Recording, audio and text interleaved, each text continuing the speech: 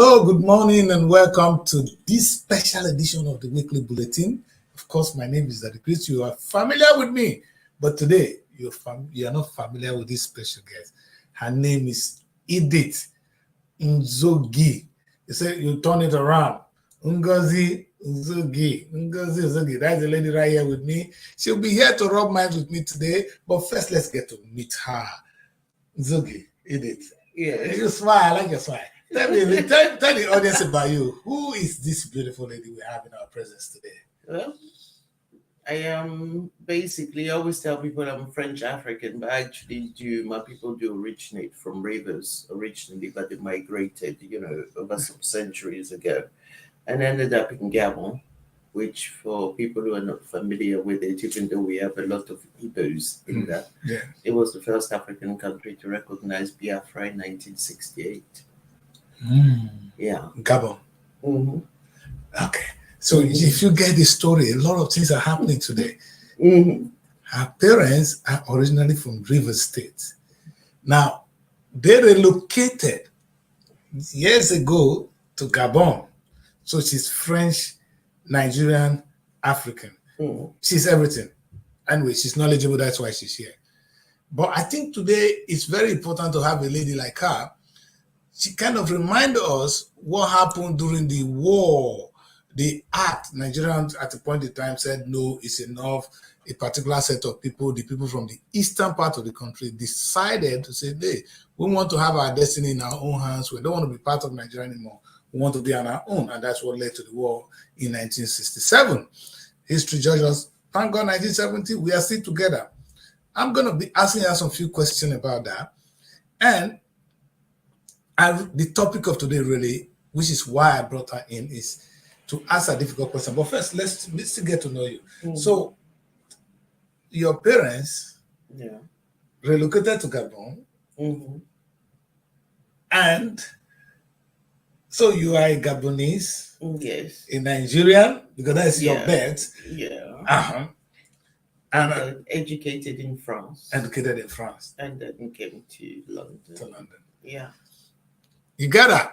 She has it all. So she can speak French, she can speak English, educated in French. When she speaks a little, you can hear this French, the French accent. It's there. It's there. And it's kind of romantic. Anyway, we are lucky to have Edith with us today. And today is a very important day because I really wanted us to look at the position of Nigeria in the world. For those of you, it's no news to you that we are the biggest black nation on earth. Mm-hmm. But the question is, Edith, has Nigeria been able to meet up the challenges of that senior brother in the African continent? Of course not. Nigeria is a laughing stock at the moment. Let's not sugarcoat it. Quite frankly, it has failed abysmally. Tinubu, the imbecile, has failed abysmally. His cabinet, let's not even talk about it. But and Nigerians as a whole have failed Nigeria. Because the problem with Nigeria is they don't understand patriotism. And they think patriotism is loyalty, like loyalty to your tribe, even though you're not tribes, you're nations. Yes. That's the real history of Nigeria. You are nations, you are kingdoms being put together, the kingdom of Benin, Yoruba and Igbos. They were kings. Okay. The best traders in Nigeria are actually the Igbos. Those are their strength. Those are God's blessings to them. They're still there. Some of the best artists, poets, and whatever is like the white-haired guy who thinks that because of he got a Nobel laureate can discuss any nonsense he feels like because of his age. That treacherous snake, Sowale, his name. That professor is quite imbecilic, actually. I say it quite freely, and I'll say it in Africa, what I mean? I don't really have time to decorate things and sugarcoat things. We're all adults. We all live in the reality of the world, and that is his weakness. He sold his soul to the devil. Can he just keep quiet about it? Because, quite frankly, when you go under the Iroko tree to go and do whatever it is you want to do and your blood sacrifices, most people actually leave for people not to find out ever.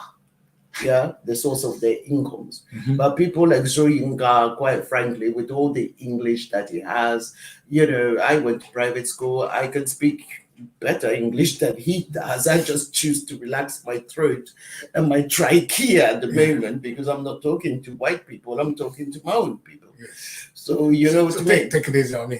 Yeah. So you know what I mean? I'm not too impressed by some of the stuff that he was vomiting after the so-called miserable elections that we had. There were poor excuse for management. They were they were quite frankly an insult on the intelligence of the people, even though, to be honest with you, with such a vast land, only a quarter of us are lucky enough and blessed enough to be educated, and the rest are not. Well, there were a lot of problems left there with the British having come in, 40s, 50s, came to invade the land and make us think that we can't spell anything, which is quite amusing to me, considering that the first university in the world was in Timbuktu. So, for a pale face to come and tell you that is a bit much, But our people have proved themselves to be a bit too docile. Because, yeah. What would you say? Two things you said there. I'm going to bring you back on the Wole Soyinka issue. You have some issues with him, so I want you to play on that. But what would you say is the reason behind the Nigerian challenges? Would you be saying that maybe you said patriotism? It's a lack of patriotism. Okay, so because you come from a particular land, but you don't treasure what God has given you. You understand? Because even when you speak to some Nigerians abroad, for instance, who've been lucky enough to cross water, come the land, these people, they'll tell you when you say to them, what did they do here? How far now? And all this. Okay, some of them are doctors, some of them scientists, some of them journalists, some of them, they're doing well. Take it that way. Most of the time, they're doing well. But when they can pay their bills. But when you say to them, will you ever return home? God forbid. This, that. I'm staying abroad. Even if I can't sell, I go Japan, UK, go Canada. No be Canada, I go US. For what? Black Americans in the US are looking to come back home to Africa. And that's the irony of it, Yeah. Because you see, I saw Stevie Wonder, they didn't come to Nigeria. That's where Nigeria is.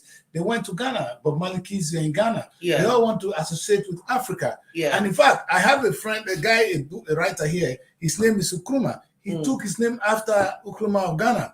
Very proud. He's a Jamaican. He's proud to associate with Africa. But we, the so-called people, the new breed that cross the bridge, they cross the river and down to this side of the world, we refuse to associate with Africa. But don't you think it's because of the security challenges that is why we're going through that? There is, if you truly love your land, there's no amount of security challenges that will make you hate your land, because that is where you came from. You cannot deny your DNA.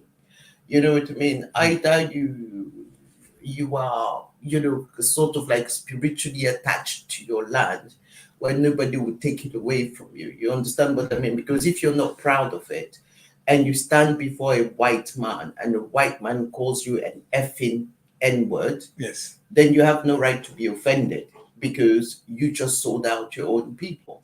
So you cannot be a Nigerian when it suits you, and then be European when it works to your advantage. All right, now I want Edith. This is a very, very critical issue, and I'm happy you're discussing this. I'm the one that be saying this.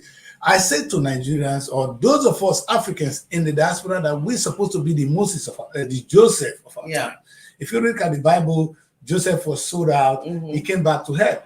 But actually, we are not the Joseph of our time. It's the Black Americans, or those that actually went to slavery. We lack that patriotism, like Riley said. All right. Now let's put it this way: you're discarding that insecurity is not an excuse for you to disown your land. Yes, but a land that refuses to give you an opportunity, you manage to cross to the other side by crook or any means, and now you're saying that I should be patriotic to the same land. Yeah, but then you can take it this way. For me being in the UK, to be honest with you, I've never actually been like an illegal immigrant anywhere I've gone to. So I don't know what the experience is like for some people. Exactly. I've You've been legal, yeah. Yeah, I've Some always been of legal. us cross the river So illegally, so you seek can't stupid even. asylum. That's been our destiny. Some of Yeah. us came here 14 years down the line, no papers to reside here. We cannot go back home because we are afraid of the economic hardship. Yeah. See, these are the things. And by the time you finally settle in, probably you're having some gray hair already, like me. Yeah. And at that time, you'll be thinking, oh, go back there. You've lost everything there. There's a big issue we face as a people, as a generation. Let me put it this way. I made a movie and I call it the disoriented generation. Like this generation, we're disoriented. Yeah. I'm not talking about you people like you. People like us who most of us ran away from uni. Yeah. Ran through, found ourselves, did everything possible because most of them is out of fantasy. I made another film I call Fantasy. Yeah. That's my movie. See, and out of fantasy, we found ourselves here. Now being here, you get to survive. Like what Mali said, you're fighting on arrival, you're fighting for survival. By the time you discover your little foot, you find out that your people back at home, the so-called leaders you have left, are busy looting the remains of the land. Yes. And somebody's telling you to be patriotic to such a land. Are you not being unfair to me? No, I'm not being unfair to you, because patriotism is a spiritual thing. It has nothing to do with government, whichever government leads you. Because I mean, historically, some of the first catalogs of the world's history or Africa's history is actually catalogued in the Bible, and Nigeria is actually mentioned 101 times in the Bible. In the Bible, yes. Most people don't actually know this, but we're going to come to that because she's a deeply spiritual lady. That's another part of it we want to look at. Yeah, she's deeply spiritual. I don't agree with the spiritual things she's talking about, but she seems to be convincing me. So maybe by today, maybe this Sunday I'll go to church with her. Let's see. Let's see. She's able to pull me to the church again. Because I'm getting disoriented. Yeah. But when you see what now let's say I wanted to ask you, don't you think the white people have the blame in what we're going through as a people? Because what they did, that excuse is not for us. Yeah. They took our names, the slaves. They took slaves, took our name, take our identity. Yeah. That's not to you that just came now. You still have your identity. You choose to change your own identity. Yeah. And that's your fault. It's not white people that change your identity. So, but we're not following the trend of what has happened to our brothers. Oh, really? Want to feel along. Hey, somebody call me Eddie Murphy, I feel great. Oh, yeah. You understand? I don't want to become Dr. Okrumah of Ghana. Really? But that's the mentality. Who knows Okrumah? Eddie Murphy. You understand? You see, but the two English names, have you seen let me tell you this. Have you guys seen Nigerian actresses or actors? Mercy Johnson, Gabriel this. They're all copying two English names to be famous. Okay. So you're talking of patriotism, love for the nation. You don't have love for yourself or love for your identity. Well, take it this way. If I'm giving you my code name as an actress, it does not mean that I deny my background, does it? Because there are a lot of books written by a lot of writers in the world where it's not their real names on those books. It's their pen names, as they call them. Pen name. Yeah. So you guys, this woman can defend you, man. This woman is, you gotta pay her, because I was really angry. I said, why would I go and change my name to two English names, two pens names? Why didn't they change it to two African names? Because obviously they want to be global. That's probably their dream. Yeah. So global. the one thing that is annoying is having a name that people cannot be bothered to pronounce properly. So you facilitate the tongue twister by using maybe your Christian name, and then you invent something else. You know what I mean? That is acceptable and universally pronounceable by everybody. Yeah. Anyway, but that Olusegun Obasanjo, Bola Ahmed Tinubu, these are names I pronounce easily today. The world is actually pronouncing it. They didn't need to change their name. They didn't need to change their names because they were representing their countries. But but what is happening in Nigeria right now? Who wants to call Apapio Tinubu? You know what I mean? I'd lose that in a minute if I was his child. We'll come to that. I'll come to that. I'm sure very, very people are proud of them. And because what you see, but now let's look at Nigerians in diaspora. I'm happy you've given us our blow. She made it clear we're not patriotic. It's up to you. You can send a message. You can call. No call today because we're just gonna have this conversation. We don't want to hear your blow. But the truth is, she's saying something very deep here. That we crossed the border. We found ourselves in Europe. Where to do today? So where to do? But you actually see nothing in the land of the white because they don't call you a bloody nigger soon. And you feel comfortable here. You don't want to have anything to do with your homeland. You're not patriotic. That's what she said. Anyway, so now let's come to our position, Nigeria. This is where I'm coming from. Yes. Nigeria is the biggest black nation on earth.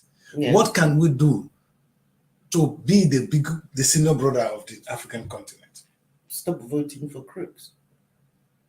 Oh, do we have non-crooks in Nigeria? Yes, you do. Okay. Do we have crooks in Nigeria? Of course, every country has its crooks. Okay. Yeah. So it's our decision to. But okay, now this comes to one thing. Two things happen. I'm happy you mentioned it before.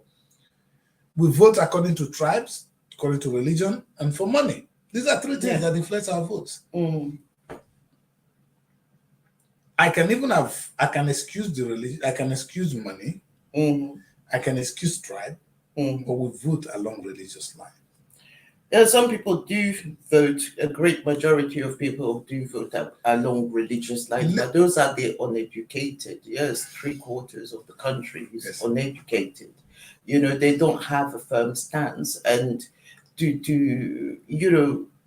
it's like sorting out an argument between two people of, shall we say, different villages. Let's put it like that. Yeah.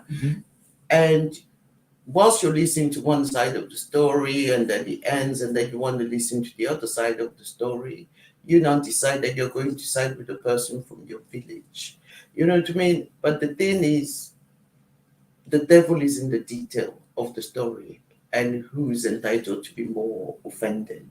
So when you're going to do that, you have to take a devil advocate type of position where you have no judgment. Because if you were patriotic, you would go for the person who wants the best for the land and who sees the land growing, being capable of being taken somewhere with just the right management. A president is not a leader, is the head of a country. Leadership is a completely different thing. Just like in companies, a manager is not a leader, because a manager can manage but not have leadership skills. Just like a president can manage and represent, but he doesn't have any leadership skills. You know what I mean? So, but a lot of people look upon presidents of nations like they're leaders. First of all, you have to remember that Tinubu, for instance, is somebody who stole the throne, because he is somebody who went into a marriage without actually paying the dowry. You know, and when he's stealing the wife. Yeah, well, you know, he didn't pay the dowry, and the dowry price for wanting to be a president was, first of all, touring the land, speaking to people of different ethnicities, let's call it like that, and different kingdoms, and trying to unite them to come and see your point of view. So in these type of instances, you have to be a bit like a Marcus Antony. If anybody has ever read, you know, William Shakespeare's, you know, Brutus and Julius Caesar. Yeah, you have to be like Marcus Antony, because look at Marcus Antony saw an immediate advantage when Brutus stabbed Caesar. Yes. And the famous speech was, "Friends, Romans, countrymen, I have not come to mourn Caesar. Lend me your ears." You see what I mean? Yes. Have you come to mourn? Yeah, I've not come to mourn Caesar. I've come to appeal to you because you are my friends, you are the Romans, and you are my countrymen. So he used patriotism to entice the people to see his side. You see what I mean? But whilst him in his heart had seen opportunity, because the president was dead. Yes, so he want to be. That's his game. So you respond to that. But is that not politics though? But you use a certain amount of seduction. Did Marcus Antony abuse the people of Rome? No. Did he starve them? No. He made sure that things worked to his advantage, but also blessed them with something. But now, if you compare that to Tinubu currently, Tinubu doesn't know what he's doing, and we know that he's a liar. I mean, the guy who cannot show us a real degree, he took it off the internet, and it's been proved many times. He had to bribe all these useless judges, because I mean, I understand there's one that's in a wheelchair, or God knows what not. There's another one that's been disgraced, or God knows what not. You understand, the wrath of God visits us in different ways. So depending, karma is a real thing. Even if you don't want to believe in God, karma is a real thing that happens to people, because we are first of spirit, secondly of flesh. Now, how you allow your heart to lead you is up to you. But in the end days, God is not a respecter of titles. Everybody is equal before him on Judgment Day. So, so that's why Nigerians always amuse me when they go, do you know who I am? We're coming back to the issue of these corrupt politicians, because we in fact, every small child in Nigeria today will say, hey, if you say something about politicians, they know they are corrupt. Yeah. So in the UK, the last election, this happened yesterday, we know politicians are liars. So they do lie. Nigeria may not be but they are not corrupt. Or we don't even embrace it. We'll come to that. But let's look at the issue of this religion and how ethnicity has destroyed us. I'm happy you're a Christian. I know you know God, and it's good. It's good to know God. And I don't want to go into the debate of the Islam and the Christian in this thing. Yeah. But are we true to the God we call him? Of course not. People like titles. That's why some people will go, oh, a born again Christian. Yes. But it's the same born again Christian you see, in a nightclub, shaking yash and twerking. Yes. It's the same born again Christian that will come to church on Sunday, but he knows that there's a wine bar that turns into a nightclub at midnight, and you'll find him there drinking Hennessy. It's all this nonsense that people do. You know what I mean? Yes, am I a Christian? Yes, but I'm actually Catholic by denomination. Yeah. Do I believe in God? Yes, I actually do. I staunchly do believe in God. But then again, maybe this was reinforced due to my experience. I have had a near-death experience. Okay. So I know that Jesus did exist. I know that God exists. So to other people, maybe they need to go through some experience to find out if it's really true. Yeah. But most people, if you've ever been to Sunday school, before you get your first Holy Communion and all that, they do teach you some things about the Bible. And one of the greatest emphasis is the fact that your relationship with Jesus should be a personal one and a spiritual one. Religion only exists to impoverish people throughout the world. Christianity is not a white religion. It's not at all a Western religion. It's the most popular Black religion practiced in the world. Because with the help of Putin... Who brought it to us? No. You think that they brought it to you, but they didn't. They changed the books, because the most famous Bible that we all read is the St. James, isn't it? King James version that we changed. But King James edited stuff that he didn't like. He asked the Vatican to remove it when the Vatican was getting involved with politics, and which they shouldn't have. So some things were edited out. Just like when you find out with interlinked religions, like for instance Judaism, then you will know that the book of Enoch has been removed. The 66 books, the current Bible. And funny enough, the people who are making millions on it are unbelievers, because all the printers of the Bible don't believe. So, see, that's where I'm coming. But you come to Nigeria, Yeah. right? In this day and age, as a senior brother, we are not actually engaged. We can blame anybody we want. Engaged in the production of things to make us proud. Maybe we're able to. The Igbos are actually doing something great. We have innocent vehicles at the moment. There's a little bit level of innovation, but those are not encouraged. Yeah. The only thing that is encouraged, actually, they are not really encouraged. The only thing that is making money fast are the churches. Yeah. And the churches are making real money from me and you. Yeah, because they know that the people they have in the flock are imbeciles. It's a big word. It's a fact. So what would you have to say about tithe? You see, most people have never been taught how to pay tithes. They just tell you 10% of, okay, in today's terms, your salary. But then again, I was taught how to pay tithe because one of my grandmothers was attached to churches and mosques.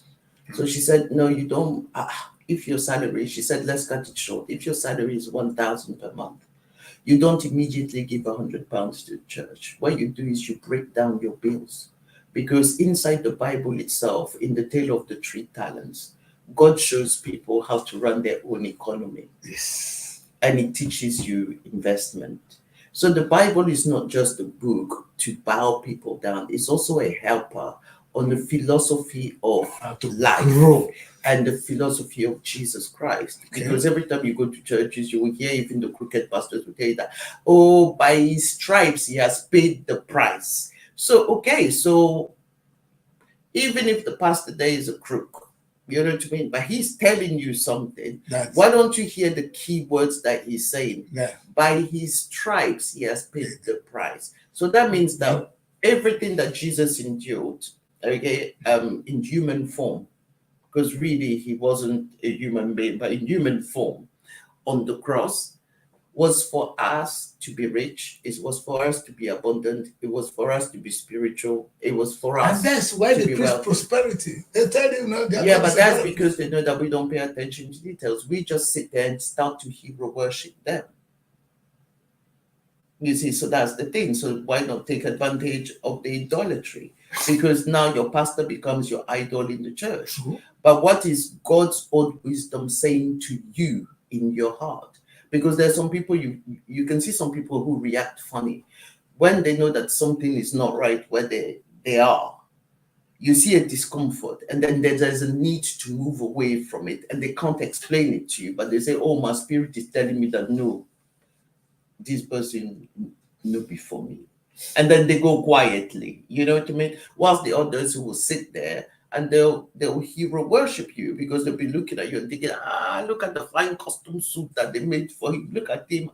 In life they shine. Look at him. The man, they look nice. Then maybe if he has a wife, you look at the wife, you think, look at Mama Gio, you know. Look at the encourage they wear. Hey, Lord. Me too, now when God will do my own. But why rely on appearance? Why aren't you comfortable being who you are? Because if you were designed by God, then you are perfect as you are, isn't it? So even if some of us find you ugly visually, God finds you beautiful internally. Yes. What's the problem? Well, the issue of tithe is a long one. I really don't. Some of them we're gonna have this woman all the time. If you cannot afford it, you cannot pay it. Let me cut a long story short. So you have to first take care of your bills because you have to do a budget. It's even in the Bible. It's there. You need to run the budget. Yeah. So you have to pay rent. You have to pay electricity. You have to pay gas bills. So you know what your averages are in a year. Yes. Okay. So you divide that according to the months, according to your salary, with your transport, your food, and maybe a little bit aside for socialization and savings. Because God always tells you, it's in the tale of the 3 talents, to always drop, a penny. Whatever that means to you. A penny can be £1, can be £10, can be £100. Whatever you can use, you can spare from your salary as savings, you must put a seed somewhere for rainy days. Yeah? And then from there, what remains is where you give the 10%. You got that? You get that? There's a guy that's one of these pastors that came out. I don't want to go into that. Yeah, you know what I'm saying. He came out for him, but that's why they don't want to tell you the secret of this thing. But that's the secret of paying tithes. From the remainder is where you give the 10% for the church to manage. You understand? Yes. You are not the Bank of England of the church. Exactly. We all appreciate the fact that the church have to be run But you don't need to loot us. Have you seen what the pastors are doing in Nigeria? Yeah, some of them go and count the money behind the curtain and go like, "Oh, we haven't taken They enough," all have private jets. and all that. Yeah, They they're all on have private private jets. jets. Yes, they borrow, they buy BMWs 4x4s and all these type of things because you They don't people. use BMW anymore. Yeah, They all use but that's private because jets. you people are their enablers. You are enabling the attitude because people demand honesty, but yet are more comfortable sitting amongst liars. But yet the same people on election day, they won't tell you, oh, don't vote Muslims. We are your Yeah, own but the people. church is not supposed, a true pastor of God is not supposed to bring separation. They do. But that's because you allow them to bring separation. They're not there to just teach you the Bible. That's why God, Jesus, encourages people to read the Bible themselves and meditate on it. But most people don't take the time to read the Bible. They're not saying read it from cover to cover like that, like a romantic novel. But just read a little excerpt. You understand? And meditate like what does that mean? What does that mean? What does that mean? Stay in silence, because silence yields wisdom. Yes. You know what I mean? So the silence of meditation, sometimes when you go through the first stages of meditation, you hear all the rubbish that you yourself think about your own life. Yes. And that form your beliefs. And the problem with a lot of Christians, and the reason why they are where they are, is the mindset. Because they don't change their mindset. You see, from the age of 0 to 11, let me give you some actual science. Yeah, a child is actually influenced by their parents. Age to 11. Yeah. Okay. 0 to 11. 0 They to actually, 11.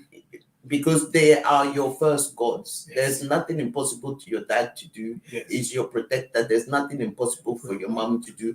And her knowledge is vast. She's the encyclopedia of your life because she's the first person who will introduce you to a book, you know, and to certain other things. Your father might give you some wisdoms in between, but you know how African fathers are.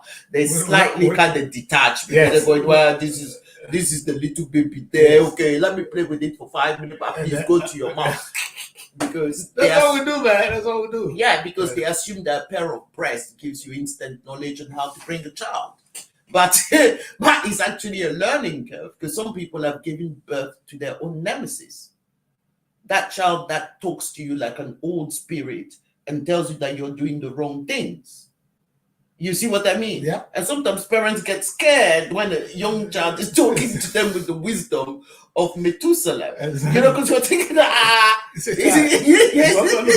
it looks little. But if you see what is inside the exactly, child, so it's a greater spirit. Yes. And they're telling you everything you're doing wrong. There are some children who have those situations, you know. But in Africa, especially Nigeria, where people like to get involved, because it's a communal, we're still communal people. Yes. When they get involved in people's arguments and everything, the one they would like to quote all the time is this nonsense about honor thy father and thy mother and all this nonsense. But in that same breath, it says underneath to the parents that do not anger your child, do not bring your child to anger, so they can actually deny you. You understand? Nobody's telling you that. Why did God put it in the Bible? It's because these things have been happening for centuries and centuries. There are some children who don't talk to their parents. There are some children who don't recognize their parents because the worst has happened. You know what I mean? Some people have parents who are serial killers. Some people have parents who are their own abusers, and I mean sexually. Yes. You know, so how do you respect something like that and occupy the same space as something like that? Because then you're two spirits vying against each other, isn't it? One is being violated and the other one is oppressing you. How does that work? You know what I mean? Those are questions that we need to We'll come to ask. that parenting in Africa with something we'll be looking at on the show. Okay, but let's quickly go back now. I just want to keep us on the right track. Because you threw an accusation, don't forget, I'm bringing you back the issue of forest worker. I'm going to address that. Okay, cool. All right? When we started this discussion, you were very, very emphatic. You were clear. Yeah. You expressed your disgust. Yeah. About Wole Soyinka. Why? Because you see, when he was dealing with Goodluck Jonathan's wife, okay, and Goodluck Jonathan as a whole, and the situation. At first, I thought that with his education, he had some wisdom. Then, as I studied him much further, I noticed that this man is actually not what he appears to be. Oh, he's eloquent. Let's give him that. You know what I mean? He's eloquent. He likes being black. Let's put it like that. But the thing about him too, he goes where the wind blows to his advantage. That's the problem with Soyinka. He is, once he's convinced himself that he is justified in his actions, he never accepts correction. And that's his greatest weakness. Yes. Some people are like that. They think they are intellectual, they know everything. Sometimes I question the judgment on some areas. Yeah. But you agree with me that he's still one of those that actually stand against the authority when needed. At some point in time when he stood up, he's a highly respected man. Politically has been by whom? Not by Gen Z. Okay, agree.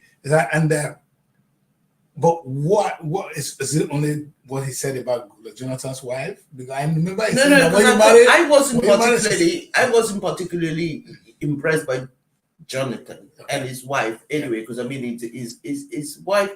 I mean, if I were a man, let me put it like that, I would never consider that woman for marriage, let alone for one night stand. But hey, you know what I mean? Whatever gingers you, gingers you. That's it. You understand? But don't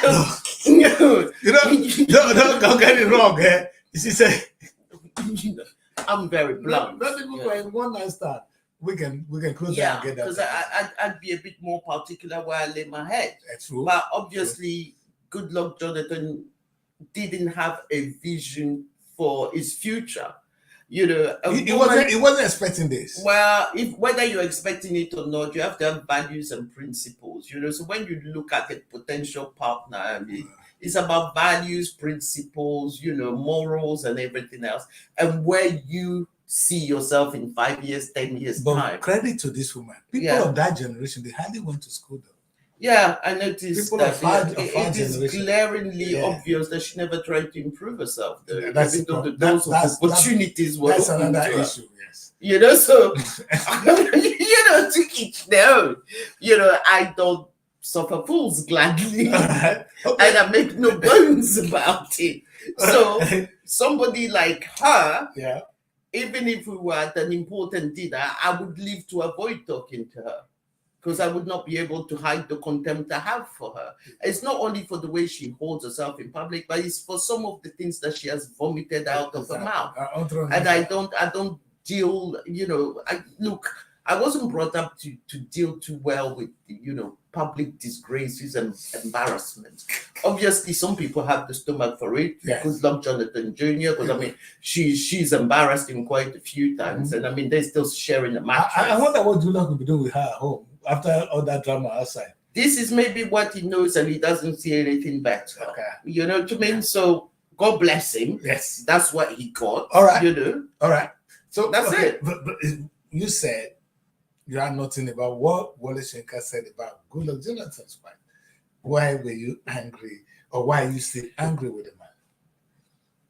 The thing is, even though he's an eloquent man and he spoke to the woman and he could tell that the woman, everybody could tell, you know what I mean, that she's not very well educated, even when she was acting as first lady. It was the way in which he described her, using his so-called superior education, which was absolutely déclassé. And sometimes it's speaking good English education. Well, yeah, it's a form of self-improvement, you know what I mean? Let's be honest, because I mean, right now you look at Nigerians, I mean, sometimes when they speak about certain things and wanting to use certain popular idioms and parables, they don't actually say it properly, but yet they're convinced that they do. And every time you try to correct them, they still keep saying it the wrong way. Because how can you say to somebody, I want to eat my cake and have it? How do you have something you've already eaten? It makes no sense. So, but therefore, you want to have your cake and eat it. That is the correct way to put it. You want to have your cake and Eat it, yes. Not have it. No, you can't eat the cake first and then want to have it because it's already in your stomach. You've ingested it. So when you want to take advantage of somebody, you want to have your cake and eat it. All right. It's a big battle. We're going to be having a guest shortly who's going to join us, and we're waiting to see. I am already getting heated up here. Timmy, are you there? Let's see whether we can add Timmy to the show quickly. Are you there, Timmy? Yes, I'm here live. Just try and sit down. This woman is giving me the blow of my life. You know, my mouth is. I am kind of there. Anyway, that being said, you also were not happy with what he said. Are you satisfied with his comment, Wale Soyinka's comment? Because he's a loud person on the last election. Because I think it's just a blowhard. It's a pompous blowhard who needs to be entertained. You know what I mean? And that's the thing about going to the circus. If there is a clown that is lousy at his show, but you laugh, he will carry on doing the same thing and never seek self-improvement. So the thing with Wale Soyinka is called reverse psychology. People should stop entertaining his nonsense. Anyway, I will coming back to that. I'm sure Timmy will have something to say about Wale Soyinka in the course of this discussion. So, are you there, Timmy? Because your system, you're still getting yourself stable. Once you're stable, we'll have you. All right. I'm here. I can hear you. All right, good. So, you heard what this is Edith Uzogi, all right? So, like Ngozi, but you turn it around. That's how I get it name right. All right, she's originally from Gabon. Okay, she's originally from Nigeria, from Rivers State, where you are now. He's in Rivers. He's joining us from Port Harcourt at the moment. But during the war, the parents relocated to Gabon. Funny enough, they said Gabon was the first country to recognize the Biafra. So you see the history. But today, she's French. She studied in France, and she resides in England. We better take her back home. That's some of the battles I'm trying to get right now. But she has a lot of issues with our own people. On an intellectual level, she has made a lot of points. And the last one we're just talking about is her position on what Wale Soyinka represents today. She sees him as a nuisance that he need to be curtailed. Do you have the same feeling about Wale? Are you there, Double T? Yes, I can hear you now. What were you saying? All right. She said that Wale Soyinka has slowly degenerated into a nuisance, and some of his excesses need to be treated. And then she took us back to the way he talks about Goodluck Jonathan's wife, and perhaps about this last election, his comments, whether endorsing the election of President Ahmed Tinubu. Are you in for this? What's your position in all this? If you permit me, I would not want to talk about people who are endorsing the election because many of them don't even understand what people are going through in the country. So when they speak, they just speak from, based on their relationship with the president. They want to be in his good books. For instance, Babajide Otitoju, the guy that anchors journalist hangout on another station in Nigeria. Yes. He was on Facebook, and he was trying to project something that happened in Plateau State within the week. And someone asked him, "Which one are you? Were you part of the people that preach on that people should vote President Tinubu?" And he said they should show him where he actually asked people to vote for Tinubu. That he was only doing his job, as a journalist and as a. So for me, I know it. Yes. Yeah, he actually came to defend that stuff that he didn't say they should vote for him, but he only applied what Tinubu has done in Lagos and all of that. And because he knew that if he had accepted that on that particular trend, a lot of people he will A lot, receive, he will have you get a received, hit. he will have received wuto wuto, wuto wuto. They will give him wuto wuto. What? Right now, see, well, so let's leave this issue because I seem to Edith have a lot, and I'm still going to bring Edith back. Edith, I'm happy you heard him. So most of them did what they did because of their personal relationship with the president. Maybe they want to be on his good book, but I never knew you, Wale Soyinka, to be wanting to somebody's good book. I knew you to be. For Wole Soyinka, this is my take. Let me tell you, this is my take. Wole Soyinka is getting old. He's getting old now. If you look at it, he's getting old. He's no longer getting. It's not getting younger. It's getting old. And I think at this point that man should just because somebody has actually queried his award because of this statement. Yeah, someone said, look, we need to investigate why this guy was given the award of the Nobel laureate. I'm telling you, because of this issue, so this guy is just, You said it I'm all. telling He's you, an old man. He's an yes, old man. Dementia is there. It's no more as the brain cannot be thinking like when he was younger. So maybe we can forgive him yes, for that. and Would that that is be the okay? truth. So let's forgive him. Let's forgive All him right. for all of that. Let's forgive All right. him. I'm sure when he comes back tomorrow, he will tell us why he made such a statement. Anyway, this is now. The show is called Weekend Bulletin, and I'm happy I have double T's here, and this is Edith. Edith. Now, but I really want to come back. We've gone into religion. We're back, but let's talk about our leaders. You use one word that our people in government they are managers. They are not leaders. What do you mean But by they're that? not. What do you mean by that? Because if you've ever studied anybody who did a business degree, one of the key questions is, can a manager be a leader? And not. And I say that presidents are just heads of states. They are representatives of the state. You understand? Because they have many people under them who are supposed to help him, Yes. manage the affairs of the land. So when I hear a lot of Africans, it's not just Nigeria, it's Ghana, it's everywhere. Oh, the government doesn't do this for us, the government doesn't do that for us. Nya, nya, nya, nya, nya, let's move. You know what I mean? I say to them, historically, where is it written that a government has brought the country out of economic downfall? It's not written anywhere economically, whether it's in Europe, in USA, or in Africa. It's never happened.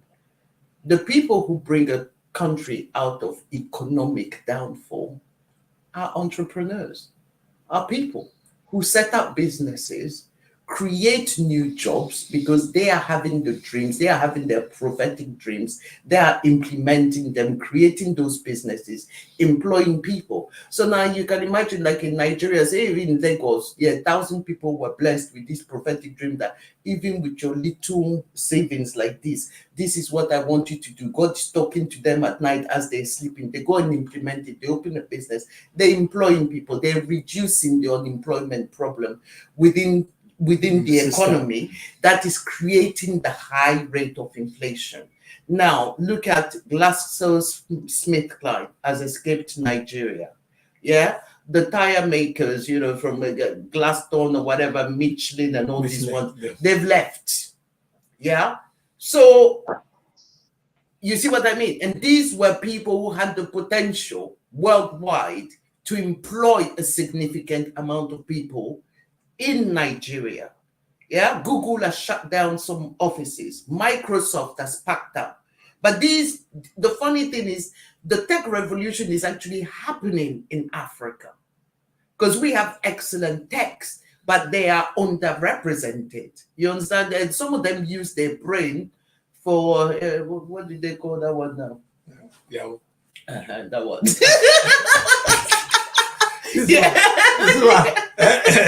We use it online. But imagine but pay. Imagine this type of people working for credit card companies, because it takes a thief to catch a thief. True. And when it comes to fraud, these are the best people to employ. If only you pay them their value. Yes. Because they will be the first ones to tell you the defenses, the tech defenses that you need against people like themselves. You know? And in Russia now, in France, and all the banking systems, is ex-criminals who are employed. To protect against, to protect the systems. Because what are they doing cooking up? Look at it. Last time it was here in America, there was a 5-year-old autistic boy who broke the firewall of the Pentagon. Just playing with the computer. And he broke it. He broke it. These people went there with their arms, and the next thing they see is this little autistic boy who's looking at you like, what's up? Wait a minute. You heard to me, why you showed me guns? You know what Exactly. But he broke the firewall, which was said to be impenetrable. Yes. You see what I mean? My nephew was 3 years old when, Apple was always claiming that they cannot crash their system. My nephew crashed it. A brand new table. Yes. He crashed that thing. Within 3 months, he crashed it. I don't know what he was typing, what he was discussing with his binaries, but he crashed it and he proved that Apple is not as good as they claim they are. And he was only 3 years old. There are some brilliant techs, but they're indulging in crime because they are hungry.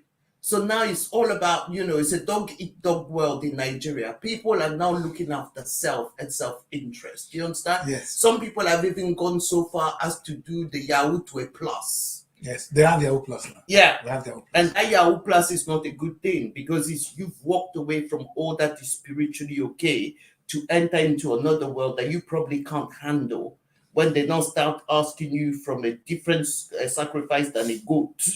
You understand? All right. Because if you can fight that one, then you are Jesus Christ. But most of the times you'll find them going in there and then they're looking to come out. They cannot. And they will go and make a public confession to anybody who's a good prophet and tell you that this is what I did. But when you were walking in there, you knew the risk you were taking. Because, even in management and business, there is a risk assessment to take first before you build in a certain place. All right. Let's quickly bring Mary's out again. I wanted to bring her on board. But Double T, she made a big point that governments are actually managers, but we expect too much from our government. Let's bring Mary on board. Mary. Good morning, Daddy Chris. Morning. Good morning, Ma. Good morning, Mr. Timmy. You're looking different though. What's this knitting you have on there? It's supposed to be Srtv Abuja. Yes, anyway, I can't use it. I just have to enter with the link. The studio is not actually opening, so. All right, that's fine. Ask for coming this way. You are welcome. Nita, and I'm here in the studio today with Lady Edith Unzogi. Don't. We'll come to that. Unzogi, not Ungozi. So just turn the G and Z. All right, so you can pronounce it. So. Are you guys changing our Igbo name now? No, she's the one. Why changing our Igbo name? You said? I'm not the one that changed it. It's a name. Change it. That's the name. It's been there for centuries. For centuries. They took out. Apparently, our parents were taken from Port Harcourt or around the River State. We're bringing her back. We're bringing her back to River State. We're bringing her back to River. That's what we're trying to do now. We're trying to bring her home. And the good thing is. No, I'm going to ask her. That's the final question. Which one do you prefer? Gabon, Nigeria, French? I'll go where God sends me. And God told me to go to Nigeria. Told you to go to Nigeria? Yeah. Give me 5. No, she's coming back. God already told her to come back to Nigeria. You see, I will ensure Governor Siminalayi Fubara organize a red carpet reception. That man is no good as well. Oh, wait. Are you familiar with the politics of River State? Yeah. Okay. You are aware of the nemesis of Wike. The nemesis, yeah. That's a good one. Nemesis. That's a good one. You can call it godfatherism, but their fight is actually the nemesis. That's good. That will help bring down Wike. Yes. So, but yet you don't like Fubara. So what I don't like Fubara because he wasn't supposed to be governor. He was not destined to be. He took it by force as well. Like Tinubu said, grab it, he ran with it, and whatever. But from the days of John the Baptist, you are a Christian. The kingdom of heaven suffer violence. Yeah, you take it. Violence, not that violence. Okay. Yeah. this one. I don't know where it's coming from to me, but I don't know where it's coming from. But she has an excuse for, even when I take It's not an excuse. It's not an excuse. I just speak my facts. All right. There is violence that God expects us to have. Okay. You know what I mean? To get our heavens open. Okay. And then there is a violence that the human heart will lead you to do, which goes against the dignity of human life. All right. Well, it's a beautiful Saturday, and I'm sure everybody's looking good. First, let me start. Tell me what is going on. Double T, how is Port Harcourt? What is going on between Wike and Fubara? Do we have peace now? There's some normalcy in the kingdom. I don't want to call it a state. We have some normalcy. There are two kings. Port Harcourt has always been safe. Port Harcourt has always been safe. Yesterday I was in a meeting by the entertainment practitioners in River State. We had a meeting. I'm one of the founders, and we're saying stop the marketing River State because of politics. Okay. Politics is not the only industry that people should now take above every other industry in the state. And so the judgment of the appeal court, a lot of Facebook lawyers are interpreting the judgment. When I say Facebook lawyers, you know what I mean. Those who didn't go to law, those who didn't go to law school. But it's a good thing, yeah. Double T, I know I'll let you continue, but sometimes I said that in this new, in the era of citizen journalism, judgment is not going to be left for the judges alone. We are passing our own judgment, and I think, and they write it down sometimes. They actually go into a photo book and change it and tell you these kids, they have time. Yeah. Go and do something stupid and post it and lie and say this is the governor finally spoke yesterday, and he said there's no cause for alarm. Everybody should be calm.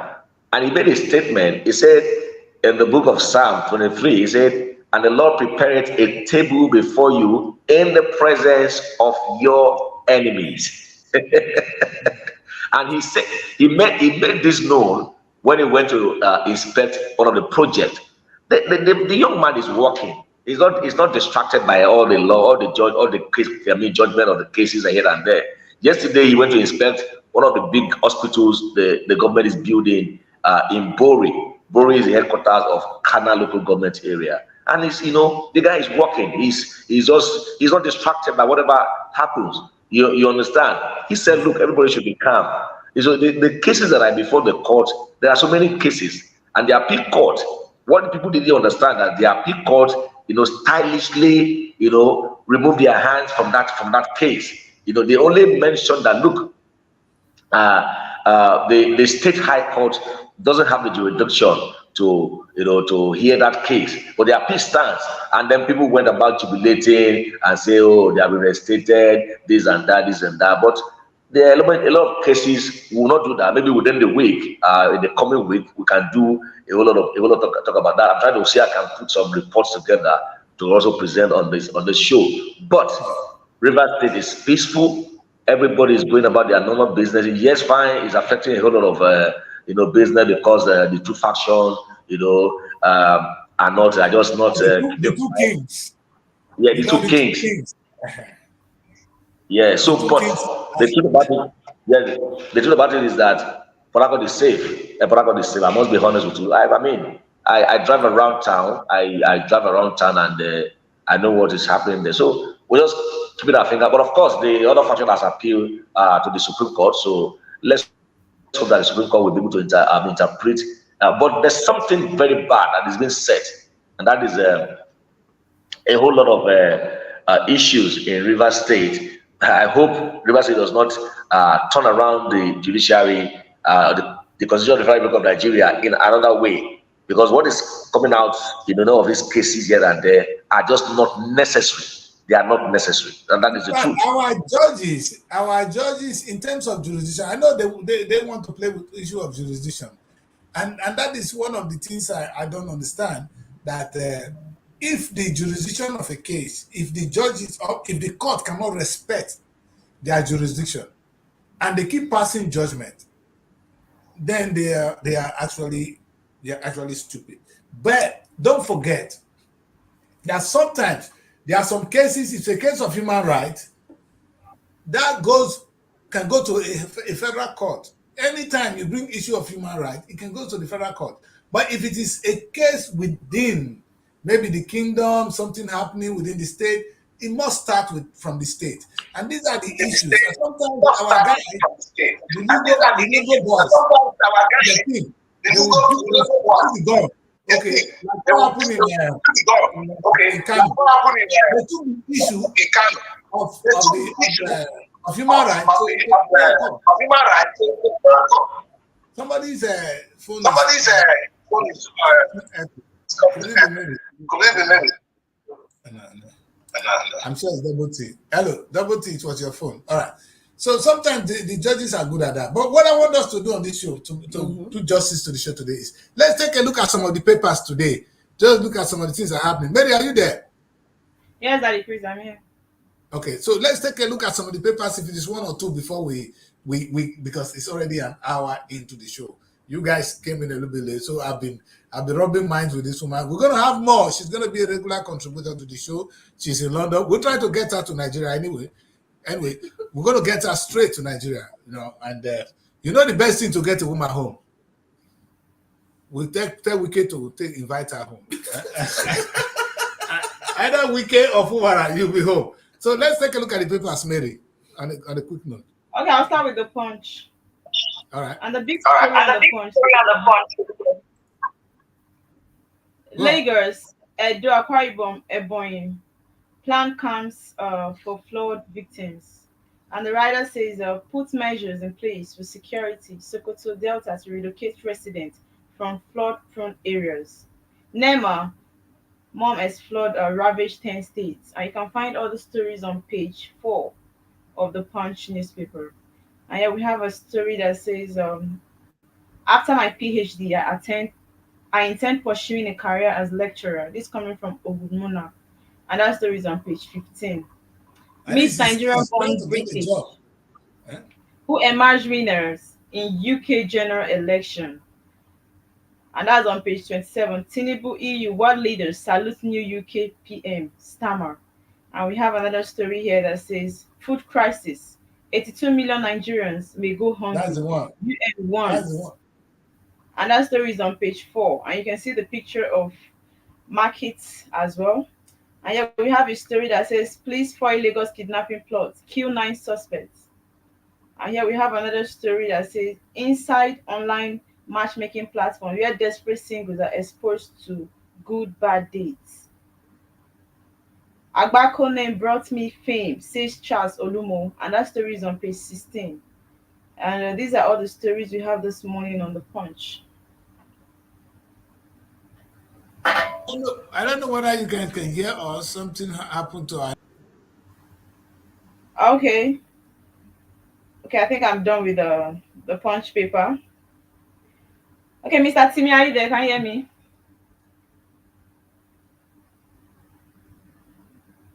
Talking about the food crisis, this is actually a very serious issue right now.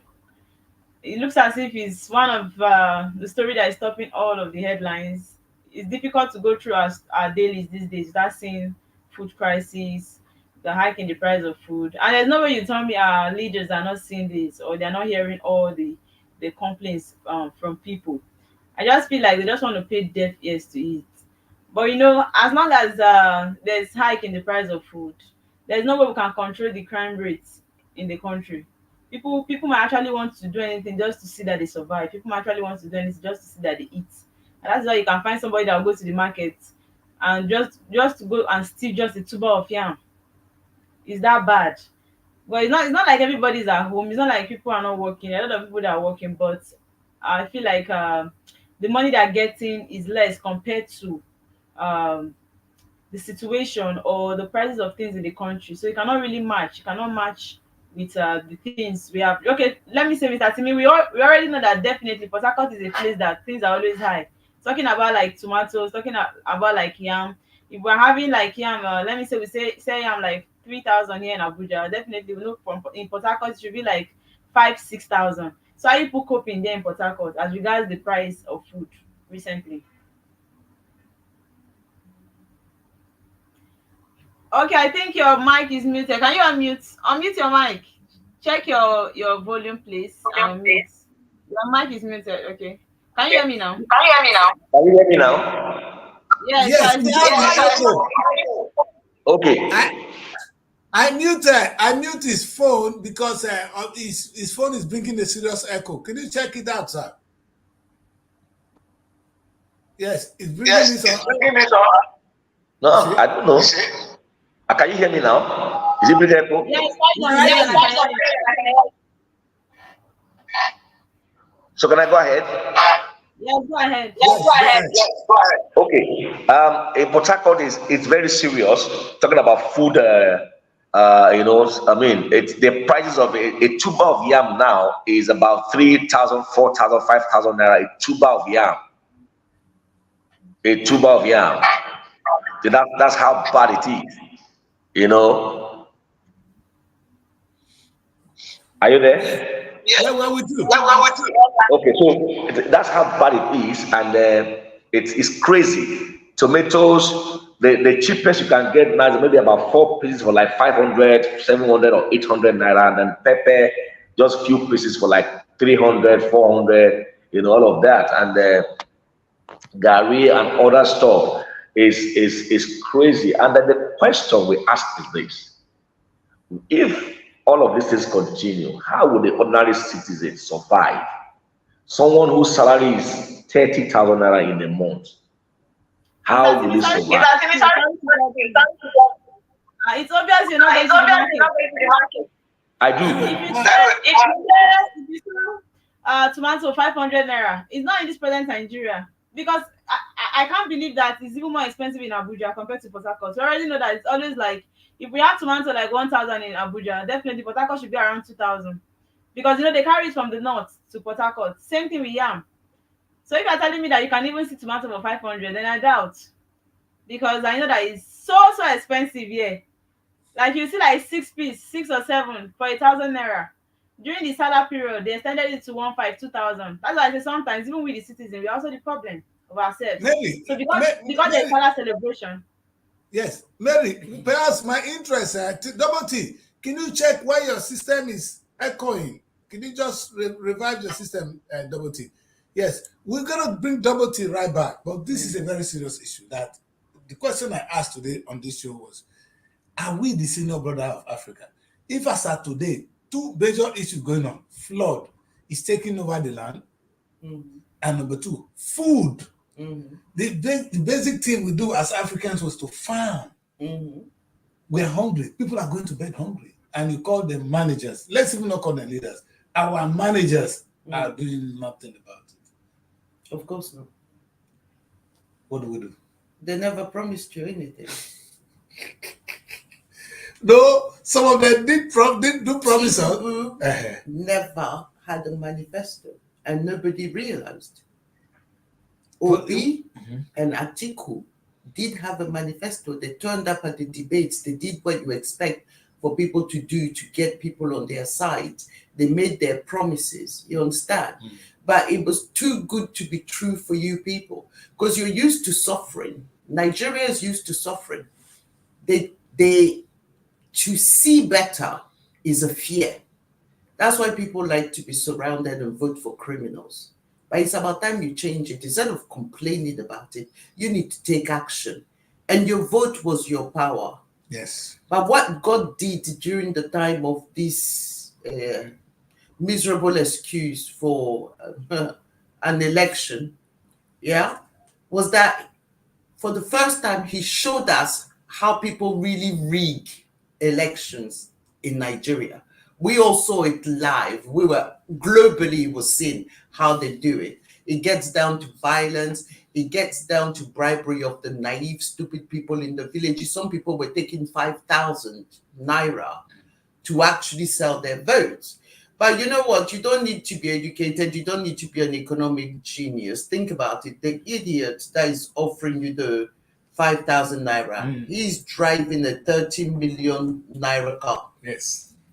And he's telling you that once you put me in power, and you vote for me, your life will be a better thing. But he's offering you 5,000 out of maybe 10 million he brought out for that particular village.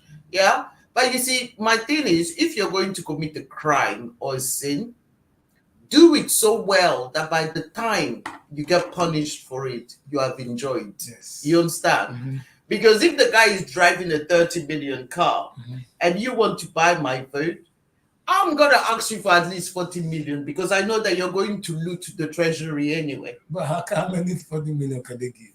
They can give a lot because, I mean, their families are enjoying all over the world. So they can give a lot. So I would ask you to give me enough money to set up my own business and make sure that my family is okay through whatever hardship is going on. You understand? If you're going to sell out properly so that you profit from it. I agree. Because what has it brought the Northerners when they were following all their Northern leaders to be voting for Northern leaders? Look at it. The first Southeast man that came out, quite a lot of the North voted for that guy. Because they were now having a reality check. Our people are lying to us. Nothing has improved in our boroughs. Nothing has improved in our communities. Our life no better. No new industries. No jobs. We can barely educate our girls. Our boys forget. All sorts of things. But guess what? As long as they can count between 0 and 50,000 naira and understand money, they're going to be all right in the future. But no, it's not like that, because some of the greatest farming land actually is in the north of Nigeria. Yeah. But yet, people have grown up with the mentality that farming is something to be looked down upon. But our ancestors used to farm. Yeah. That's how cities and economies were built before the trade market. So there is no shame in farming. The only thing is the mentality. Stop looking at it as just local farming. Start to think of it more as agriculture. Then you're thinking bigger. Yes. Because then you want to do import and export. Thank you. You understand? Stop thinking of farming as the job of the poor people. Yeah, because, I mean, at the end of the day, one thing is certain in this life. It is death, taxes, and guess what? Hunger. Human beings will always need to eat. You have good arable land there. You just need to increase your crops. There are other companies that need the goods from that farm anyway to produce other goods that other industries need. Definitely. Like cassava, for instance. Yes. You can make, by drying it, you can make flour, you can bake cakes and everything else. You don't need to rely on Ukraine bringing it or Russia bringing it or whatever. Not every flour is made out of wheat. You know what I mean? Then also you can sell your cassava frozen. Yeah, for people to use for their fufu or whatever it is they want to do. Yeah, start thinking a bit bigger. Your cassava too, if you grind it down, the juice from the cassava becomes ethanol alcohol, which is used in many industries, from cleaning to other industrial aviation and everything else. So there are some companies out there that have opened the gateways for small farmers to come and sell their loads, their harvest. Pharmaceutical companies need even the paracetamol. Exactly. It's what they use to package the paracetamol that we're taking. So there's no excuse why. And the question is, how can we convince people like the younger generation, to go into farming? The managers are not going to do it, or we don't want to call them leaders. Your managers ain't doing it. They go to Mecca. Or the other ones, the pastors are always taking advantage of people, building new churches, building more schools, making more money. I'm tired of blaming those guys. I'm blaming the young people for not taking their destinies into their own hands. Yeah. Maybe it's time for Nigerians, the younger generation, to say, okay, to hell with the politicians. Because on Thursday was election in this country. Yeah. Nobody cares. People want to buy their own duties. In fact, you won't even know that there's an election was going on. Maybe you won't know. I went to uni, came back, and I was laughing. Things were just moving. Yeah. I didn't know there was election. It was on my way. I saw polling booth. I said, I didn't vote. So I had to come back, stop on time, voted, and you understand. It is not a big deal because there's not too much emphasis on it, and people don't go there to steal. But in Africa, in Nigeria in particular, when you get into the House of Rep, boy, your life don't change in a big way. Yeah. You don't arrive. The whole village don't arrive. So it's a problem. And the most important thing we're supposed to put emphasis on. Now I'm a manager, they've given me House of Rep. Maybe the question I even ask people, if you really want good in the countries, why are you not asking the House of Rep man, which farm do you have? Because it will not be so bad if a governor say, I'm going to my farm. You understand? Everybody, supposing the president say, everybody must farm. Of course, Tinubu is busy. Busy what? Buying new aircraft. Well, Otherwise, Tinubu could have said, we must all farm. And I start with me, President Tinubu, this is my farm. But Tinubu is not there to... Tinubu is not there to give you orders on how to live your life. He's there not to grow the country, because Tinubu is not a patriot. He's an opportunist. That's true. Tinubu is there to make himself money. Even though his wife Remy opened her injurious mouth to say that we don't need money. We don't you looted. And she want to spend 1.5 billion on her office alone. Exactly. 1.5 billion on the office of the First Lady. To do what? There has never been any such thing as an office of the First Lady, because she's not the most important person. You know what I mean? She can start doing her charitable work somewhere from her house, because she has a garden big enough and she can build an outbuilding to do whatever it is she wants to do, because no world leader talks to her directly. She's basically like the Chanel handbag of her husband, who's the president. So you don't deserve an office. I don't think she will even travel outside the country. Yeah, well, do what? Why should we? She's only important within the local community, begin to play local politics. But then again, she's also a tribalist and a racist and a bigot, which doesn't help. Okay. Because it's very bad advertising and bad representation. Because the hatred she has towards the Igbos, it's unnatural. You understand? What have the Igbos done to you? These people are good commercial people. That's really their talent. The Yorubas is the arts and, sculpture, arts and craft and sculpture and all those things. Those are when the Yorubas have their greatest blessings from God in creativity. The Benin Kingdom is the war, the protectors, the warriors, although originally they were women. Okay.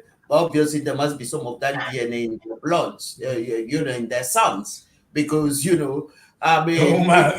a warrior. No, seriously, because, if you ask me, between the three kingdoms here, a Yoruba man will scream a lot about punching you for at least 2 hours before he punches you, because he keeps going, can people hold me back? Or it's only because of you, I'm respecting you, I'm respecting you, I'm going to hold myself. He go grab for you. I'll give him more. Once an Igbo man will look at you with patience that he doesn't feel. But when it's too much for him, he will throw that punch. If you come to Warri, what do you say? I'll slap you. He has slapped you. Yeah. I'm not giving you a slap. Slap you some more. You understand? I will slap you. But he has given you one. Bo. And he said, I will slap you. You understand? See, but my challenge.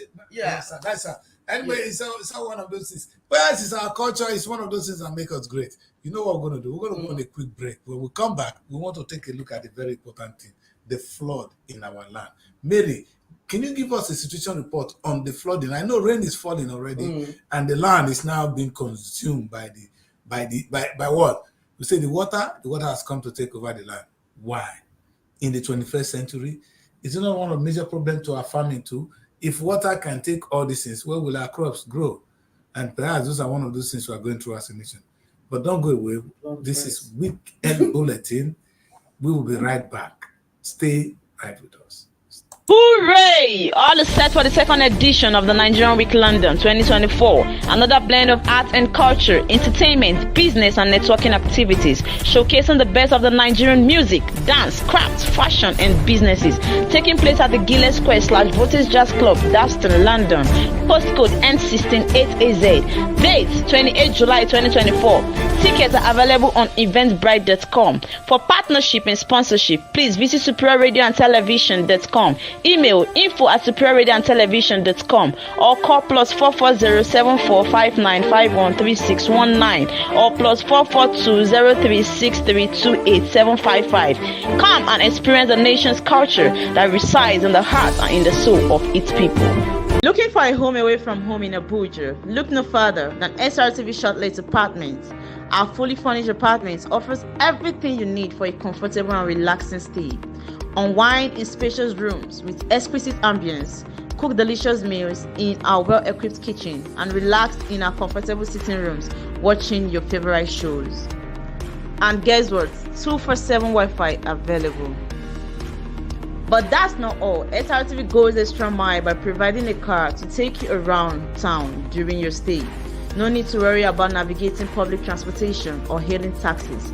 Explore Abuja at your own pace. Book your SRTV Shortlet apartment today and experience the perfect blend of comfort and convenience.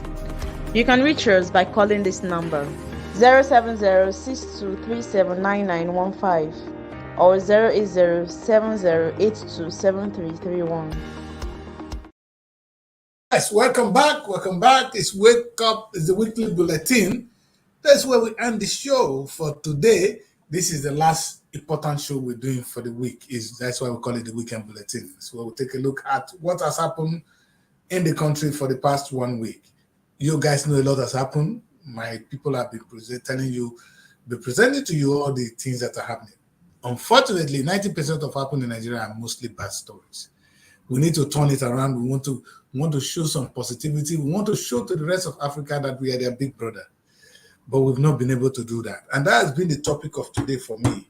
You understand? Nigeria is in a unique position to lead the black world. We have all the resources, we have the population, we have the talent. Mm-hmm. Now, I don't want to call them leaders. Can we say that it is the problem? The problem is that of our managers, those who are supposed to manage us. Because this is the issue it is. We have the natural resources, mm-hmm. We have the human resources, mm-hmm. We have a youthful population, young people. Yet we cannot convert it into wealth. What is wrong with us? It's basic mismanagement. It's greed. Because I think the whole greed issue started with being blessed with too much petroleum. We all remember this Srtv scandal with Shell and God knows what not. I think that you said something. And the Ziani scandal as well, and the one before that in 1972 or something. Yeah, so I just think that right now, Nigeria doesn't need to borrow. We're too used to borrowing. Because, apparently now, after a heavy criticism, Tinubu thought that he cannot outsmart the people. He probably has outsmarted you. Because, I don't see anything coming out of Nigeria that's even worth, crying about, really. Because if the people don't want to take action, is that the suffering is not enough. But, but when God will bring you to your knees, real hunger. That's when you people will stand up. That's about it. You know what she says? She's talking to you. Say, if you put to stand up now, because it's frustrating. Yeah. Let's be sincere. I know those of you there, those of people out there, they take what we're saying, they're not taking it too serious, but this is serious. Mm-hmm. You have the best in the land. The land is rich enough. There's nothing we're looking for that is not in Nigeria. Mm-hmm. And often neglected now. Yeah. Now, the human resources. In fact, in the UK, we have old people, older people now. So that's why we employ people who are doing care work. Nigeria people die on time, so we don't have that problem. So we have youthful population, and we're giving birth to children on a daily basis. Mm-hmm. They're fast, even in the camp, IDP camp, they are producing. Yeah. We're not asleep anyhow. Mm-hmm. And they give our men that credit. Mary, we try. They make them happen. You understand? So we're good in these two areas. We're producing human beings. The God has given us the right land. because of our enjoyment or our greed for oil wealth, we have neglected the good resources God has given to us. Because that's the thing. Because if oil was not in the land, I swear, Tinubu for the farm today. If as of today, there's no allocation coming from federal government, Delta state government will think of how to farm to feed people. You understand? So, but because there's allocation of oil money coming, people are sleeping. You see some states in the north, they tell you we don't have money to pay salaries. All the states, they say they don't have money to pay salaries because the only way they get money is money that comes from oil. So that is why we are where we are. And I know I'm not the one to call God to take the oil away, but the oil is drying out. Many people don't want depends on oil. It is time for us to think now. And people like they marry the younger generation, you guys better know that oil will not be here when you people are 30, 50 years old or married. There will be no more oil like this. So you guys should think outside the box. The only reason your state is still running now, paying the little salary which they said they cannot, is because of allocation. What if the allocation stop? What would you do? People from your state, Rivers, and my state, Rivers and Delta, they produce a lot of oil. Yeah, they do. Nothing to show. Yeah, nothing to show for it because we don't refine it. And I say, even low-life people like Wicked too. Wicked feel important. It's not the same thing we're saying. We can blame the Northerners for as much as we want. Look at the role Wicked played in this, and now he's very important. He has betrayed his own brother. He's the one that said, no, before the election, he welcomed this man. Peter was, you understand? You understand? Yeah. Peter was there. He commissioned a lot of things, but Wicked was working behind. Yeah. To plant Tinubu. I think he was playing smart though, because Wicked was going to say, oh, and Peter won. He said, then Peter side, and this one won. That was the game was playing, because I don't think Wicked wholeheartedly supported Tinubu. I don't think so. Even PDP that is supposed to be into, he still doesn't want to leave the party. So it tells He's you still the type of it tells you the type of person that he is. He's a disloyal man. He's just there for his own advantage. Yes. You know what I mean? Yeah. But at the end of the day, I think that when a country starts to run out of money, because it is out of money, if you really mean to detach from Western influence and their directives, which are normally by blackmail, you need to start going back to the 18th century way of doing business. Thank you. Which is called bartering. You have what they want, and they have what you need. So Europe doesn't produce anything, even their fish is not the same as ours. So, I mean, we're not eager for that. But at least one of their natural mineral resources given to them by God is they've got working Wi-Fi. They've got stable electricity. I mean, we do get blackouts here. Don't think that we don't. It happens. But at least they have infrastructure. Thanks for sincerity. And Chris never said that there's any blackouts in London. Yeah, but there is blackout. I've only seen blackout for 5 minutes. Yeah. That's not a blackout. That's not a blackout. Well, but there is blackout. There's no blackout. There is blackout. 5 minutes of interchange. I have had it in my area for 5 hours. 5 hours. You know, maybe if that's what you call blackout. Well, but there is blackout because it's an inconvenience. Like there is no any error in the UK. Just by the time you is just so perfect. Yeah. Yes, she's happy with you. Now, these women are. They are okay, but let's look at this issue. It's a very serious issue. Now, Mary and Edith, I hear what you guys are saying. There is all the resources you have in your land. It's not far from you. In fact, you go to Waitrose here, you know what is organic food. Yes. And like you rightly said, back in the days, we have the way of exchanging goods. Yeah. It's called trade by barter. You give me what I need and I give you what I have. Yeah. Is our problem money? It is money. Look, people like to have money, but the thing is, when you die, you don't get buried with it. No, that's so we don't even need it. So maybe we should change our. Now that it's all been looted, yes, yeah, and it will take a while to recover those funds anyway. Yes, but if we just stay today, well, we need to stop. Goods. We need to stop borrowing. The government needs to stop borrowing. We have the natural mineral resources. These people need petroleum. We've got it. We can't refine it, or we don't want to, actually. But if we did refine it, we'd get a higher price for it because we're only selling it as crude. Yes. Yeah. But if they would trade barrels at current stock market prices versus what's the problem in Nigeria? We don't have water, sewage. Yes. Yeah. Ask these Oyibo people that, okay, if you bring me your engineer, I've got some unemployed people here, laborers, ready to start working. So you would take 70% of these workers off my hand from my country, bring 30% of your own. Okay, this is the price of a barrel currently. Yeah. So how much do you estimate, say, this first area will cost me to do the range properly? Thank you.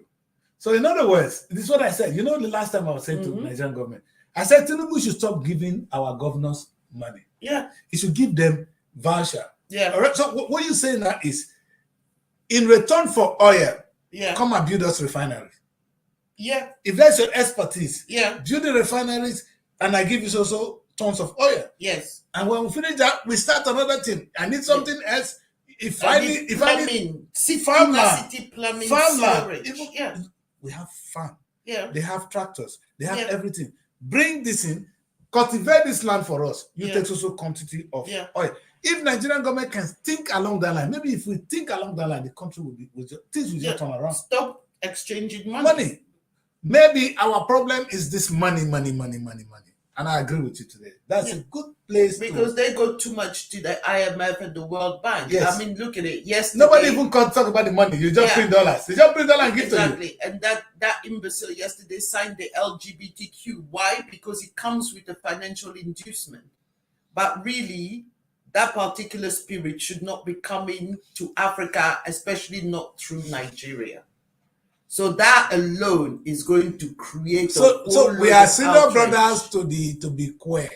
That's the kind of senior brother we are. We couldn't be senior brother in the production. We couldn't lead the way into the economic revolution. We couldn't say no, we don't need cash. We need goods and exchange. It could be exchange in terms of knowledge. Edith, imagine you bring in, you go to Holland and you say, hey, we supply is also tons of oil. You come and cultivate this acres of land for us. A lot, meaning Nigeria will be there'll be too much food to eat. Holland is making 20 billion from agri export.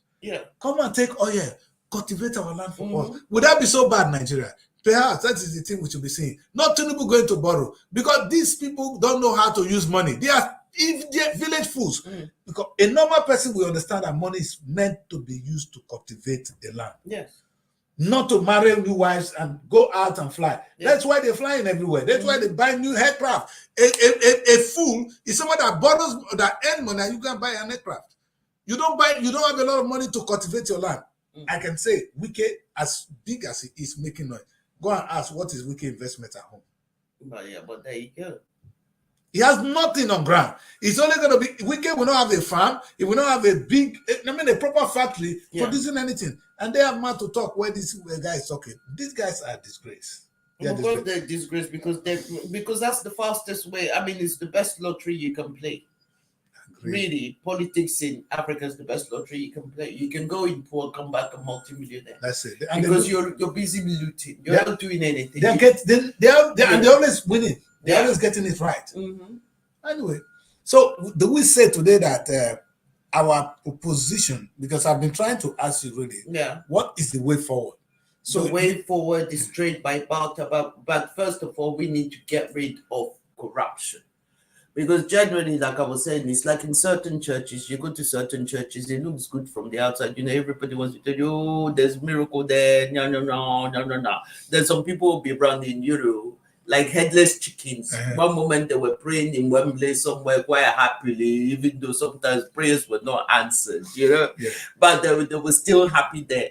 But they're now seeing a friend who's shining. Say, where did you go? Mountain of Fire or some other church somewhere that come and see the prophet there. That. Are you sure that prophet is from God? Because some people have been known to mix the Bible and those other traditional things together. So me, I'm not a keen fanatic of prophets putting hand on my head. I said to them, please, Jesus did never touch anybody. So if you really are anointed, just speak the words. Don't touch me. And some pastors have been surprised that I said it. Yes. I said the only way you go put that for my, let me put Bible first, and then you touch the Bible on top of my head. Well, you know go up. You understand? I have trust issues, and that's the wisdom. The Bible says, "Be as wise as the serpent, that's true, and as smart as a fox." So look. You've got to be alert. There's danger even in your own family, Nigeria alone. Some of you people in diaspora here, you know, your family members are looking to kill you for the small money you're bringing home. That's the problem we have. Yeah, some of them are even they don't want you to come back. No, but what I don't understand about the mentality is that, look, your family were poor, okay? Everybody struggled together. Is it a job or something? Whatever they did to bring you here, so make you travel for plane, not for banana boat, you know? And you've come across, So obviously, as soon as you get a job, you'll start bringing some little something. Right now, the current exchange rate, naira to pound, today is 1899. So basically, it's 19. Yesterday night, it's 19. So you see, so if you send £10, it's 18,999. So you understand? Simple. So okay, so 100,000 or £100. So okay, fair enough. But the thing is, these people are lying to you. They're actually stealing from your own family member, telling them, I dug the ground, I dug this, I dug that. But I don't understand. We've got kosher, real, recognizable estate agents who deal and sell to diaspora from Abuja, from Lagos, Oyo, all sorts of places. If you want a home, when you come back, you understand, when you come back, why are you entrusting somebody to build your dream? I don't understand. Your own blood and sweat. Wouldn't have been, listen, this is the problem. And it would have been so good. Now, you said something, you give me very detailed analysis. People gather that job, send somebody abroad. Now, this is the beauty of it. That land you come from, they can now, you have family members. You don't even need to go far. If you earn £500, and you now say to them, let us cultivate a small portion of our land with this money. And then, they don't have to go and clear anymore. They can rent the tractor, they can clear a bigger place, the problem and they can make money. Can you really trust them to do it? You and see, that's the issue. And the problem is they think they're robbing us here, but they're actually robbing themselves, because if I can trust that if I send that money home, my family will use the money where they'll use it to build a house that will all stay. I will send it home, but I will not. Because I'm scared. But the thing is, a lot of people are still doing it. You see it with some of these content creators that deal with relationship breakdown, family breakdown, all this nonsense. I sent him 80 million naira. I was expecting 2-story building. Then you get that there is nothing, nothing. The same guy you gave the money to, he tells you he don't chop up, and he still they live in Paco house. Yes. The insult of it, and that's exactly what's happening with the Tinubu government. You give them billions of dollars, which is more than trillions of nairas, but any infrastructure plan, because people who are saluting this Tinubu with sorting out Lagos, Lagos is flooded. So what happened? They didn't know how to dig sewers or something, because what happened? Because the water is going nowhere actually. There is no sanitation, there's no sewerage. They only they made a few scratches inside the ground, and the water is going nowhere. So if this is what you're saluting Tinubu for, you are an idiot, a monkey, a map. cock, a miserable excuse for a human being. You are not a patriot. You are the son of the devil. Because there is nothing to congratulate a man who cannot even put in place the measures and regulations, the standards that we need for industry to come in and build us good sewerage. Yeah? Because you need sanitation. It's very important. In a busy town and city like Lagos, it's very important because the disease that can stem from that, the terror. Cholera is killing people now. So these are things that we combated centuries ago. Yeah, and they're coming back to kill us now because they've evolved with time, whilst our politicians are actually stagnating, doing nothing in the 40s, the 60s. They still have not evolved with time. But the thing is, sanitation is important for me, for you, for your family members, because it's not every day that you're going to be able to send your family members to America or somewhere to go and sit there and living in comfort. So if you're going to deal with urban planning, let them deal with it responsibly. You don't take one quote for some bizarre contractor that is a friend with one of your governors there. Take it from companies that have a worthwhile reputation for doing it. You look at the three quotations, the presentation of the PPQs, you understand? Then you look at the price and go for maybe the one in between. That's how you deal with those things. And then let people give you a breakdown of all the costs. Those senators, those imbeciles that are sitting in those houses that always just mention money like you're talking about water in a cup. You understand? And there is no explanation. They will convince you that this nonsense here is worth 20 billion naira. Can you justify it to me? Tell me what are the elements that are contained within this water and give me all the valid reasons why I should pay that 200 billion for this. They cannot even break it down. They go, there you go. Yeah, because they're going to trim on top. But what are the advantages? You can trim on top if you want. There is even this type of crookery here in England. Exactly. There is, even in construction. Yes. Yeah, there is a cartel in construction. Mm-hmm. You know what I mean? But it still doesn't stop the evolution of the town. That's it. Yeah? Because if you're going to job, the degree should be minimal. You take it exactly because they do it in a point where they cannot really be discovered unless you are looking for the trouble. You understand? So that's the way they should run it. If you want it to, people will always thief if there's opportunity. That's why your families, you people who are in diaspora here, sending me, oh, he's my brother and my sister and everything. Remember Abel and Cain in the Bible? They were brothers. What happened? Didn't one brother kill the other? And that was even God's favorite.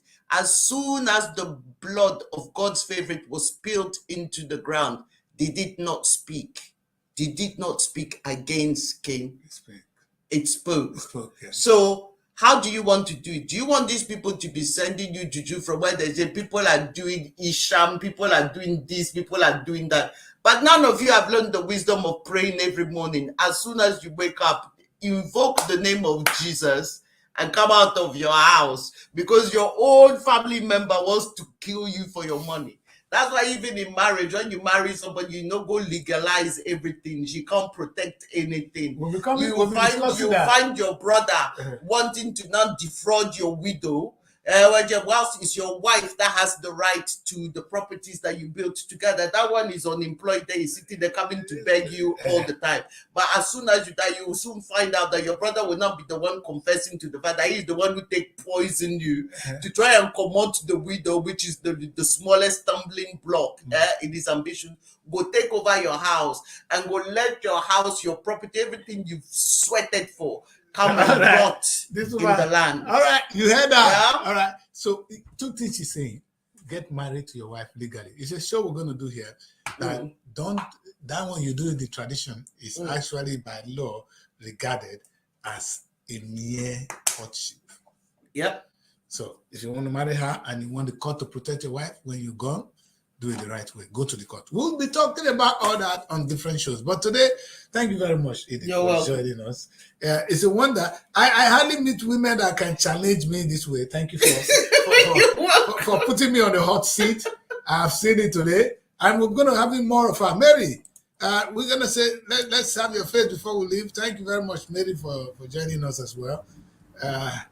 Edith is saying hello to you. I'm sure Edith cannot speak Igbo. Can you speak Igbo? No, I can't speak Igbo. Okay. What a disaster. Anyway, we'll bring her home. So she will still speak Igbo. All right. I soon go come after Tinubu don't die. Don't worry about that one. I see a present. I pray very well. He said, you know what, God, Tinubu come out. He has to go because he's destroying people's homes. You understand? And it's not necessary.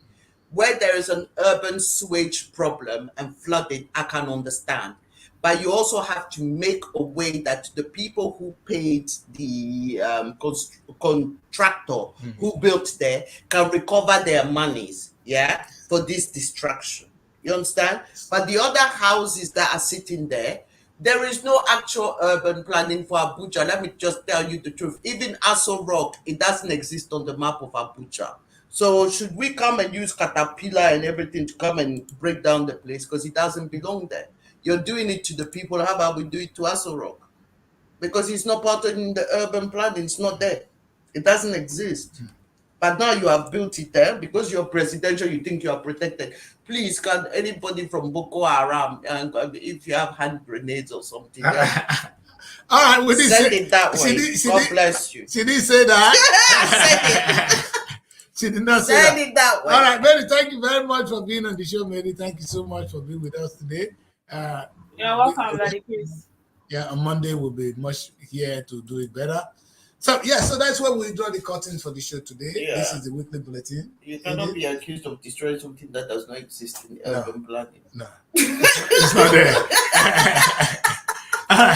That's where we end the show today. Hey, Nigeria, we need to wake up. We need to wake up. We said a lot today on this show. Defend the Nigeria land. is the senior brother of the whole of the African nation, but we've let Africa down. Yeah. We need to rise to this challenge. But one thing we take away from this show is our government can take a loan, but it will not be cash. In fact, this IMF loan, you are wicked people. But World Bank, you are wicked people. If you want to help Africa, if they say they need a loan, why don't you say, okay, what do you need to use the loan for? Do you want a refinery? Okay, we use the money to pay for a refinery. Where do you want it? We can plan the refinery there. We pay for the refineries and you have the refineries. And again, in our trade by barter, if we give Holland, for instance, who are good in farming, and even Israel in farming, if we give them some tons of oil yearly, and in return they build our farms, and today now we would have had lots of farms. Not these things that Tinubu is doing. So we need to change the narrative. We need to move out from this money we are getting money into production, which is not going to happen with us. We don't have the technology. Let us exchange oil for planting of certain things in our land. Agric is one of them. Refineries too. Cement factories 3. We can go on. In fact, internet is another one. In fact, we can build. We can tell them electricity is another one. They can even build houses for us. Yeah. Beautiful houses. In return, we give them oil. We must not be giving oil for money. Oh, that's why people come and steal us. That's why they're killing us. So if we take that away, then we're winning. That's what I take home from the show tonight. And thank you for saying that. Stop giving us money. If you love us, you in the West, anybody you are, stop taking our oil and giving us money. Please, in return, build a factory. We're going back to the old days of trade by barter. That's why we end the show today. Thank you very much. Hey, everything, Liz. I think Princess will be joining the show very soon. But for now, we say goodbye for today until Monday, when we'll be here again to give you a heated edition of this same show. Thank you, Edith, for being on the show today. You're welcome. Hooray! All is set for the second edition of the Nigerian Week London 2024. Another blend of art and culture, entertainment, business and networking activities, showcasing the best of the Nigerian music, dance, crafts, fashion and businesses. Taking place at the Gilles Square / Voltage Jazz Club, Dalston, London. Postcode N168AZ. Date 28 July 2024. Tickets are available on eventbrite.com. For partnership and sponsorship, please visit superiorradioandtelevision.com. Email info@superiorradioandtelevision.com or call +44 074 5951 3619.